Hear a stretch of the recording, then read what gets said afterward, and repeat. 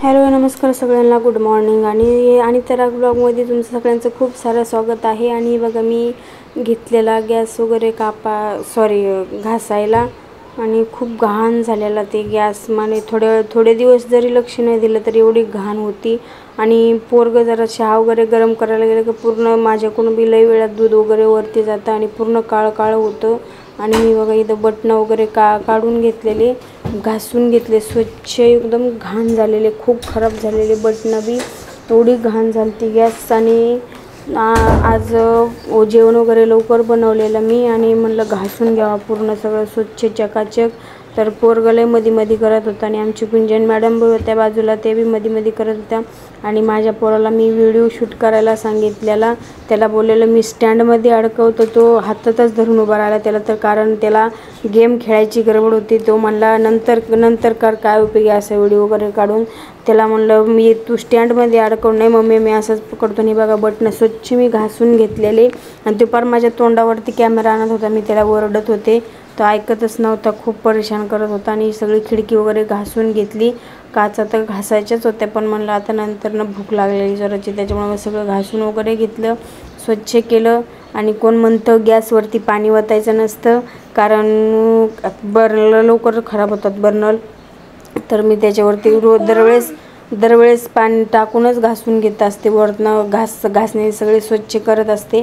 आणि बघा असं सगळं मला आता गणपती तर आलेच आहे, त्याची साफसफाई करायलाच लागणार, त्याच्यामुळे सगळं खालचं घासून घेतल्यानंतर वरचं घासून घ्यायचे, भांडे वगैरे घासून घ्यायचे आहेत मला। आणि हे बघा एकदम पद्धतशीर चालू आहे माझं घासायचं। आणि पोराला बडबड करत होते, इकडं पोरग कॅमेरात चालू करत होता, इकडं साईडला उभा होता आणि साईडला होतच नव्हता। आणि बघा धुणं धुवायला आले मी इकडं, सूरजला म्हणलं सूरज व्हिडिओ चालू कर, ब्लॉग चालू कर, तर सूरज असा परेशान करत होता, मम्मी पांढरं येते आणि काळं येते आणि कसनूच येते आणि बसनूच येते। त्याला म्हणलं मला असं वाटतं तुझे चेअरनंच धरावं, तर मला पाय पुढं करतो, धर माझे चेअरनं। आणि त्याला म्हणलं, तो म्हणतो लय बेकार दिसतं, त्याला म्हणलं लयच बेकार दिसतंय, चांगली नाही दिसत का मी, तर तो म्हणलं लय दे पांढरं दिसतं, तर चल म्हणलं ठीक आहे चालतंय, कर बंद। तर मुद्दाम केले आणि मध्ये करतच होता। तर असं परेशान करते, कुणाचे लेकर असेच परेशान करते, तर दिवसभर मला असं नुसतं वरडायला लागतं। 2 जण माझे आणि मग एक माझ्या भावाची मुलगी आहे, ती पण अशीच वैताग देत असती आणि एवढे परेशान करते। त्याला म्हणलं आता राहून दे, बंद कर, नको काढू, तुझ्या काढण्या व्हिडिओ बनवण्यात काही अर्थच नाही तुझ्या, तू साईडला मुद्दाम तोंडा वाढवत होता, व्हिडिओ बनवत होता, असं परेशान करत होता, असा वैताग आलता मला, असं वाटत होतं धरून रपकवा त्याला उठून, तो असा परेशान करत होता, मला हसायला बी येत होतं आणि वाईट बी वाटत होतं। कायच बोलावं म्हणलं, आता तुला काय बोलण्यात अर्थ आहे का, असं करते तसं करते, आणि काय बोलायचं म्हणलं तुला आता। तर आता माझं सगळं स्वच्छ करून झालेलं आहे आणि धुणं झालंय आणि आता आमचे रूम मालक आलेले, त्यांना चहा वगैरे केलं आणि सगळं घासून वगैरे घेतलंय मी, हे बघा पूर्ण क्लीन केलंय। आणि आता पोरांना खायची भेळ, तर मी कांदा आणि टोमॅटो कापणार आहे, आता एवढे भांडे येतं तेवढे घासून घेते, गॅस वगैरे क्लीन घासून घेतलाय। आणि